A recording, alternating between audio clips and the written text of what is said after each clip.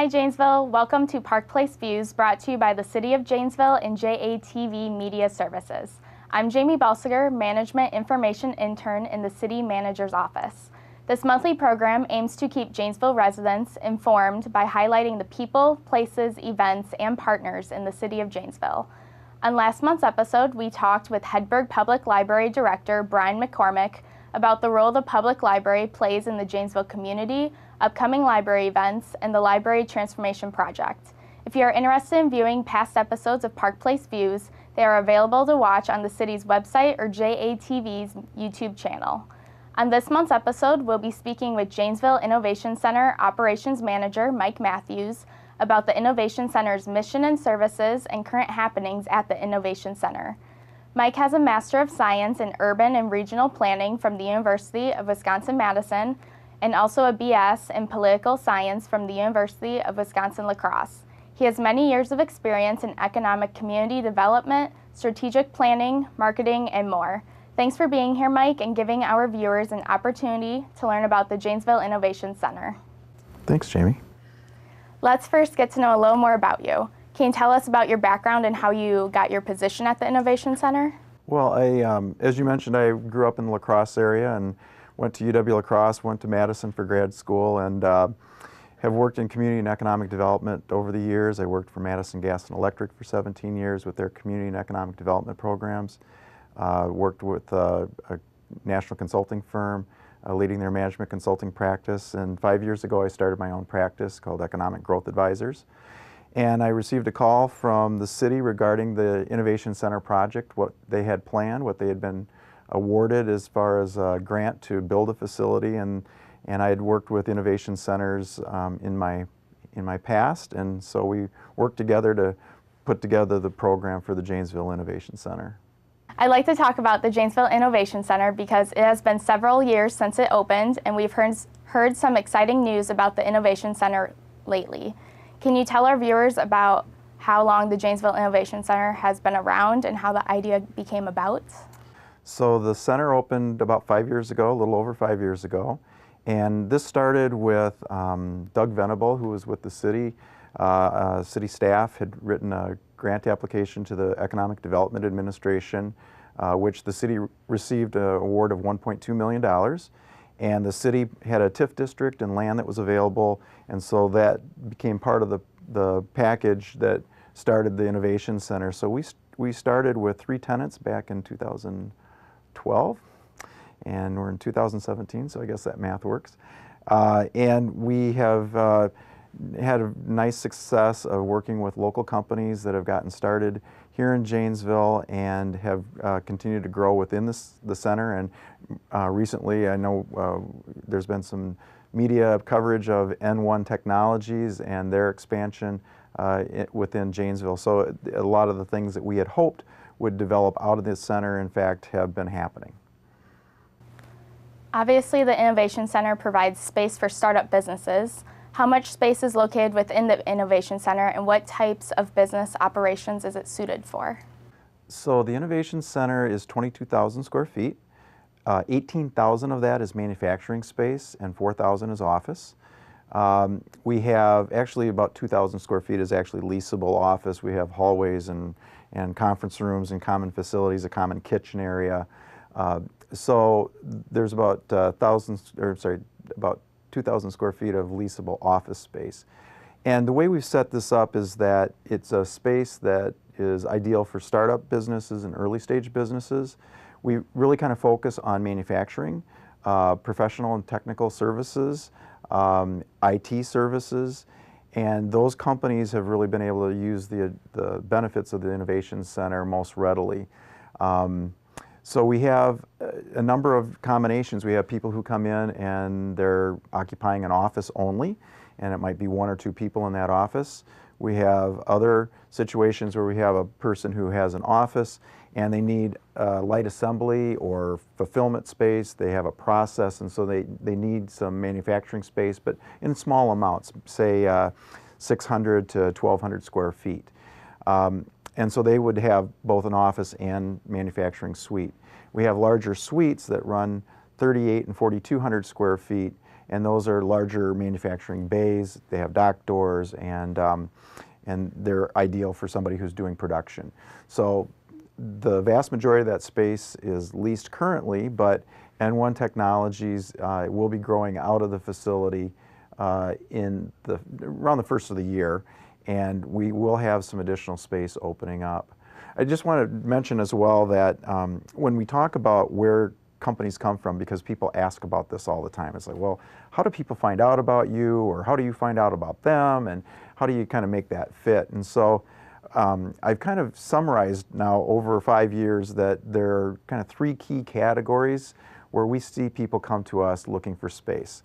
And the first one is, just to preface this, I would say that the vast majority of our companies have come out of their homes. So these are people who have started a business, they have customers, they have a product or service, the business is growing, and one of 3 things happens in that situation.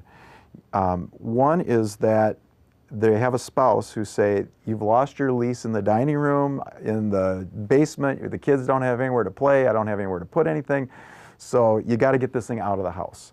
And so we do have companies that will come and say, okay, it's time for me to move out of the house, I need a more permanent facility so I can grow the business. Second situation is somebody who maybe is looking at hiring another person. They've grown the business to about as far as they can go, and they decide, I've really got to bring somebody else on a part-time basis, on a full-time basis, but they don't really want to hire somebody to come into their home. So that will be a second trigger where people will say, I need a professional space that's suitable for employees. And the third situation is really people who recognize that there's a lot of distractions at home. You're close to your spouse, your kids, the refrigerator, the TV, and so people find it difficult to concentrate on their business and stay with it through the day. So that's another trigger point for us where people come in and say, I simply need a separation between home and business, and I need an office to do that.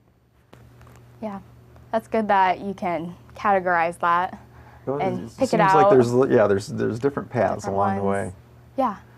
But you provide services other than physical space, correct? Can you talk about the resources that the Innovation Center tenants? That's right. So the real estate is one piece of it. There's obviously a building, and there's offices and manufacturing suites, and that's all important. But what's equally important, and what we get in the way of feedback from our tenants, is that it's the advisory services that we provide. So we have a 15-member board of directors. That board of directors is representative of the community. We have economic development professionals from across the county, people like James Otterstein, Gail Price, Andrew Yankee from Beloit, Aaron Clausen from Iron Tech. And then we have people who represent the business community, people like John Beckard and Barry Brandt, who's our president of our board, Steve Warner. So a number of people who have private business experience and bring that to the table. And then we also have city representation. So Mark Freitag and Tom Wolf are currently board members for the city, and the city council representation does kind of rotate over time. So we have a lot of good experience engaged in this project and in that room, and talking about the needs of companies, where they're at, where they want to go, the kinds of things that they would like to do with their business. And we have a lot of people that can provide some level of input and assistance to those companies. So that's one piece of it. We also do an assessment, a business assessment, when tenants come in. And that we have a product that's licensed called Growth Wheel. And that Growth Wheel assessment is 20 different aspects of your business to take a look at where are you ideally between just getting started to not an issue, I've got that one completed. And so what we try to do is help them identify where are the key opportunities or the key challenges to their business today. And once we identify that, then we're able to help them prioritize and say, we really can't focus on 20 things, but we can focus on maybe 2 or 3 key things. And then we'll put together a calendar, a quarterly calendar, to say, this quarter, these are our priorities. This quarter, these will be our priorities. And so we'll review that from time to time.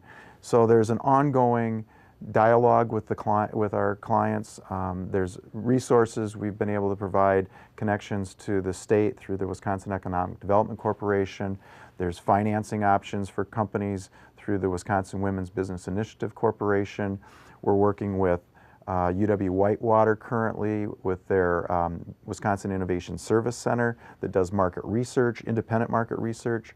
So if somebody comes in and says, I've got a great idea, there's nothing like it, I have no competition, we usually are concerned that maybe that needs to be revisited. And so the Innovation Center at Whitewater campus has the ability to do some independent market verification and say, here's how you compete in your market space. Here are your competitors, here's how you differentiate, and here's where your market opportunities might be. So those are the kinds of services that we would provide to our clients. And how does the Innovation Center receive funds to support these small businesses that want to start and grow in the Innovation Center? Yeah, great question. So we have, I just need to just kind of say at the front end, we have a number of sponsors who have been a part of this. The City of Janesville obviously has been a major underwriter. The Economic Development Administration, U.S. Economic Development Administration, has been a significant funding source for the real estate in particular. But we have had contributions from the community as well. So the Janesville Community Foundation has been an incredible partner in helping us make improvements to the space and make it more useful for the types of companies that we're working with. We have worked with a number of Alliant Energy, who has helped us with some of our marketing underwriting. Those were grants that we received from them. The George Parker Foundation provided funding support, and we actually use that as a tenant loan fund. So companies who want to do a project that would lead to either increased revenue or increased profitability or increase their likelihood of being able to raise additional capital for their business can take out a loan from the Innovation Center, and it's a matching 50-50 loan. There's a cap to it, but it gives them some resources to start on that rather than waiting till they have enough money to take that project on. So those partners have been incredibly important for the financing piece. And I also want to mention that the Janesville Art League has brought just a really neat dimension to this project. They came to us early on. We looked at ways that we might be able to partner, and we have Janesville artists who have displayed art throughout the Innovation Center, and they've been very supportive. It's a creative group of people, and we're working with a creative group of innovators, and so the idea of bringing artists and innovators together and being in partnership at the Innovation Center has been a really neat partnership. So we appreciate those kinds of efforts as well. So I want to just step back and say that there have been a number of partners, both financial and non-financial, who bring a ton of value to this project and to the tenants that we serve, and without the help of all those people, we wouldn't have what we have today. Now, I'm not sure if I answered the final part of your question, but I wanted to at least talk about the financial and non-financial support to the Innovation Center. You answered it. It's great that so many people can help out, and then the art and innovation creative combo is great. We have, actually, I just want to say that we have a number of people who come to the Innovation Center because they've heard about the success of the center and what we've been able to achieve, and so they want to see what are we doing. And one of the comments that we receive when people walk in the building and walk through the space is, where'd all this art come from? This is terrific. I've never seen anything like this. So it's something that we really value. Inside the Innovation Center, how many tenants does it currently house? Can you talk a little bit about each one of them? Yeah, so we have 7 tenants, and I mentioned N1, and I'll talk a little bit more about them in a moment. But K4 Innovations, Chad Katarapik started his business in Edgerton and has been with us for about 4 years, and also serves as an on-site manager of the center. Interestingly, Chad's business was really focused initially on manufacturing and wholesale distribution, and over time he's really rotated that business to something that's more online focused, and representation of products that are manufactured across the U.S., and he's been very successful in making that pivot. We also have a company, DLG, Durst-Lottie Global, started by Georgia Durst-Lottie, who some people might recognize as a faculty member at the Beloit College for over 30 years, I want to say. And she has a tremendous amount of experience, very interested in assisting women in the developing world, and has developed a line of botanical oils that are extracted from the seeds of trees and nuts that are indigenous of southern Africa. And so those nuts are harvested, the seeds come out, they're pressed, that oil comes out, and it's used for health and beauty aids products. So you think about shampoo, conditioner, skin lotions, and so forth, soaps.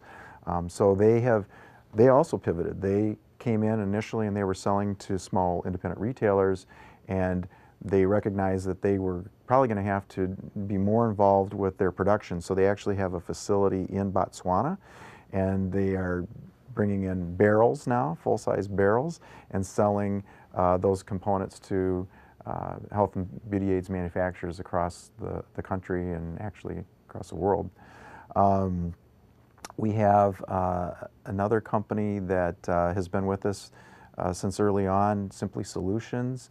John Gepfert started a business that is a personal lubricant line. It's if you think about it, it's an over-the-counter health and beauty aids. It's all natural product, no chemicals of any sort. So that product is a personal lubricant. It can be used for catheterization in medical settings. He's produced a lip balm.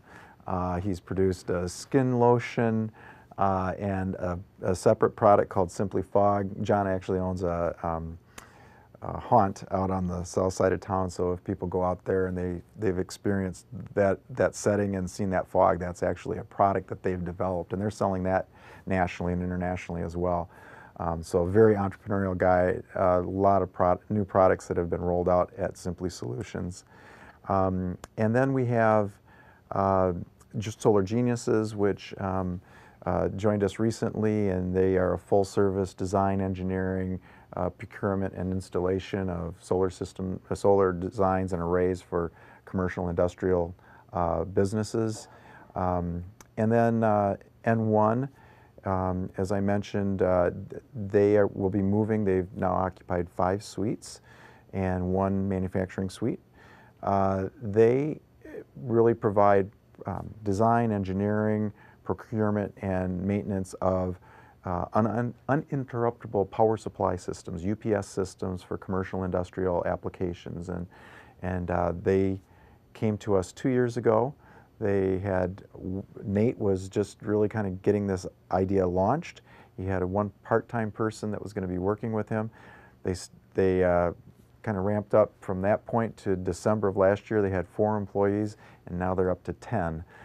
So they've grown across several offices until they can get located in their new space. But they purchased the old Red Cross building here in Janesville and are making significant investment in improving that space. And their plans are to grow to 20 to 30 people. And they, I think, are going to do some good things in their business. So another one of the tenants that I enjoy sharing stories about is Copper Fire Teas. Brian Garcia was actually a police officer. Was working in Sun Prairie, commuting between Janesville and Sun Prairie.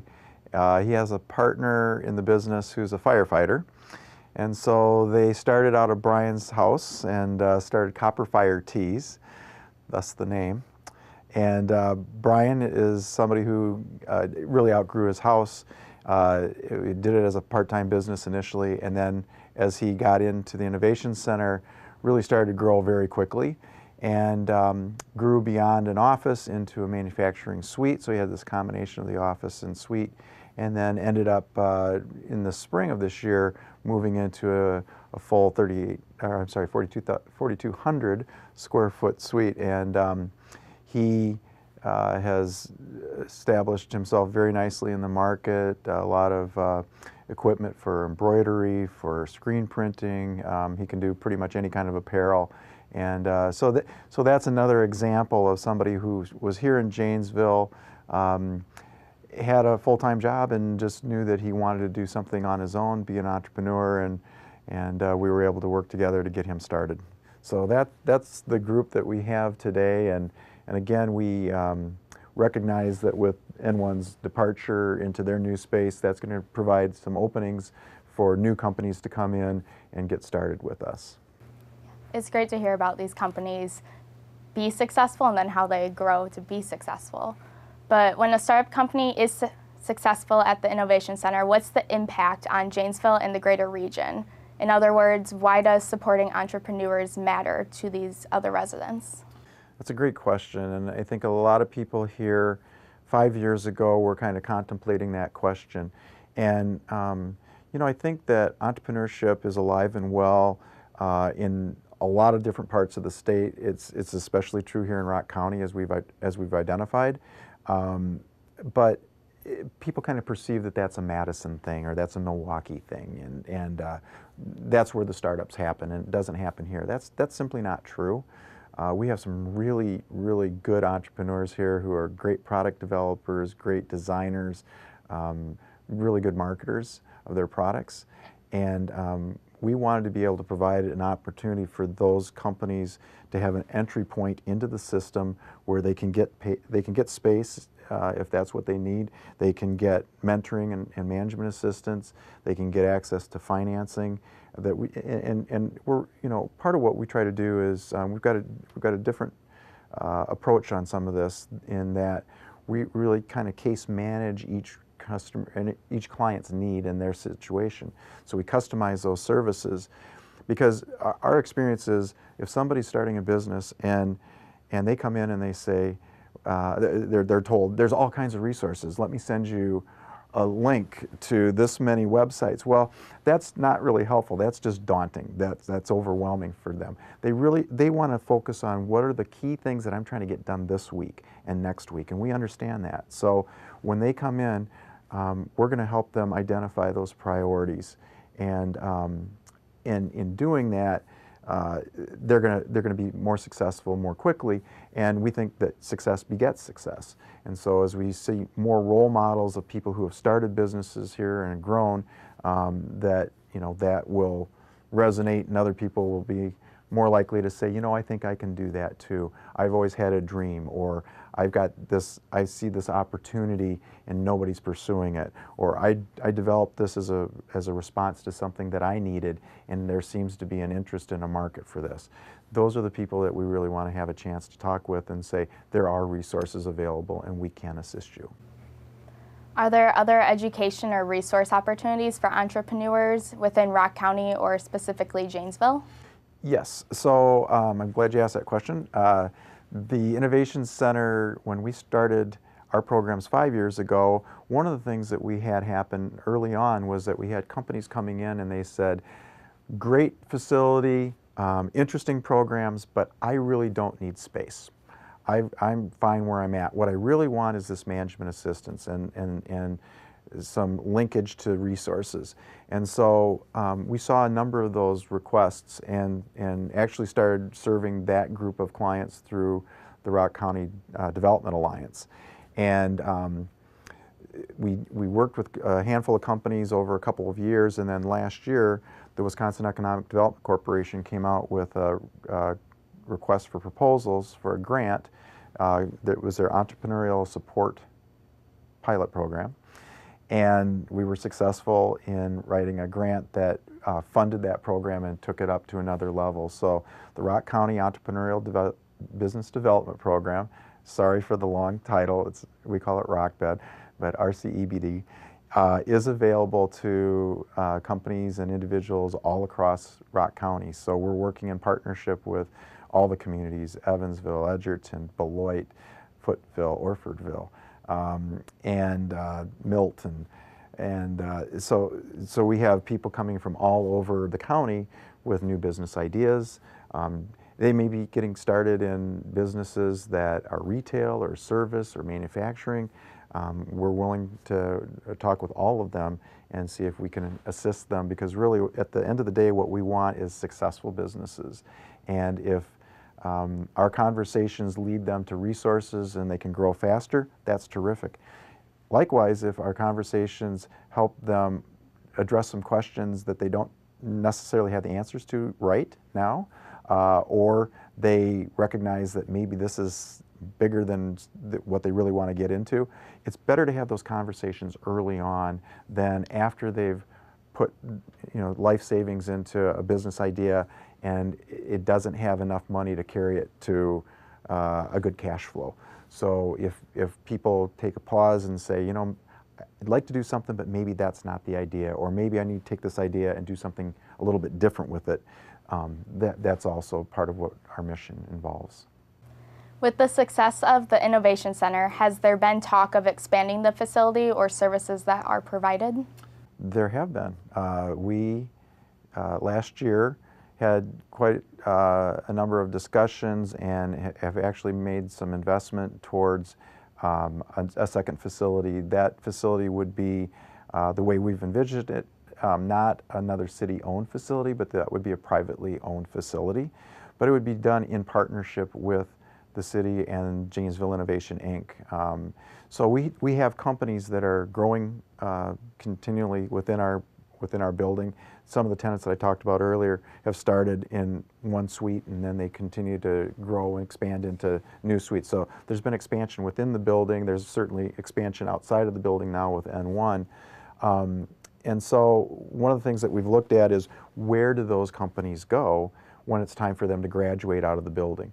And there's frankly not a lot of small, flexible space that would be suitable for early stage businesses. We did extensive survey or extensive research on this and surveyed the brokers, commercial brokers here in town, and everybody kind of arrived at the same conclusion that if you're looking for 25,000 square foot bays, you can find those. And fortunately, Rock County has been blessed with a number of companies that have been coming in and looking for 25 or 50 or 150, 500,000 square foot facilities.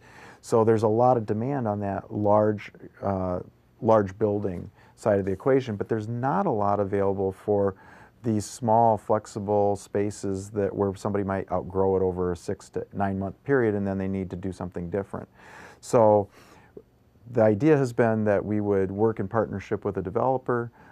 There's some land across the street within the TIF district. It's got close proximity to the Innovation Center, and it would be a logical next step for people to move from our Innovation Center into that space. And we've actually seen that model work. I've worked with a number of projects and communities where you start with that incubation space and then there's kind of a next stage multi-tenanted space a little bit larger, and then it's not uncommon for them to go and build their own facilities in close proximity. And being on the southeast side of Janesville with close proximity to the transportation networks as well as the technical college and the labor force that's represented there, we think that that section of the city is ideal for continued growth from seed stage to full-size company.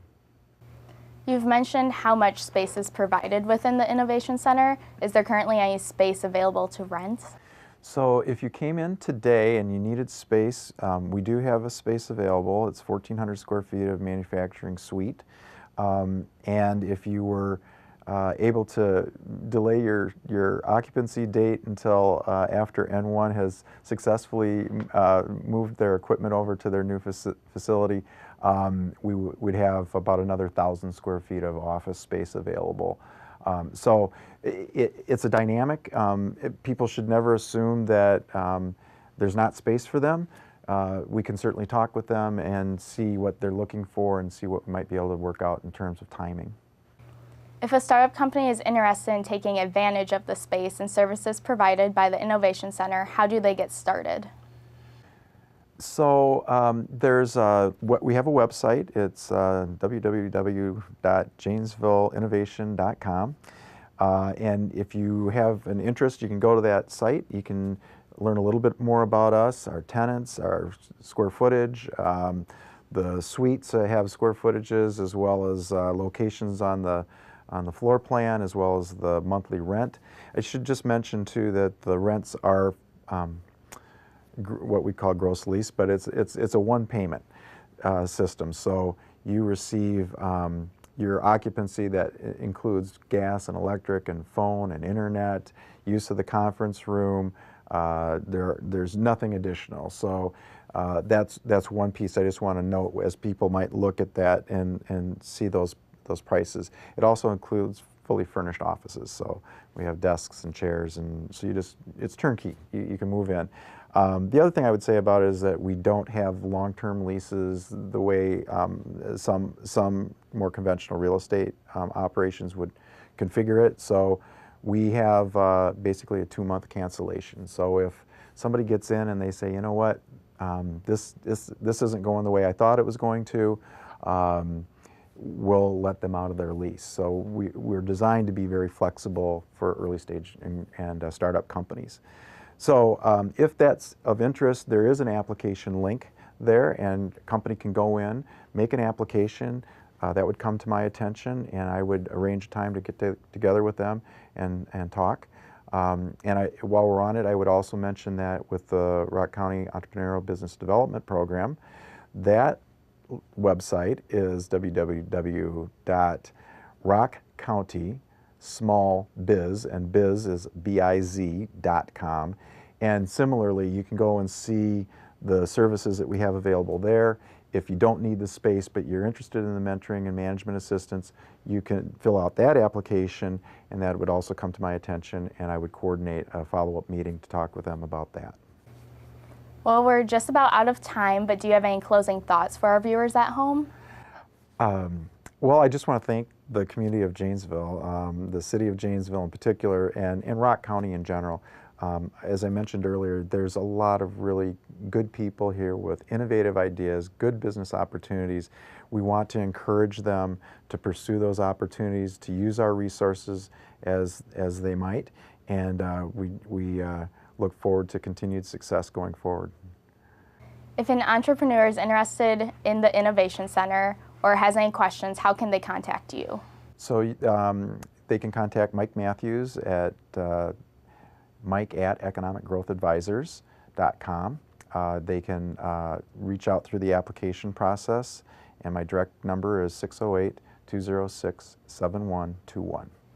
Thank you, viewers at home, for tuning in. Next month, we'll be talking to City Manager Mark Freitag to learn about the past year in Janesville and what is to come in 2018.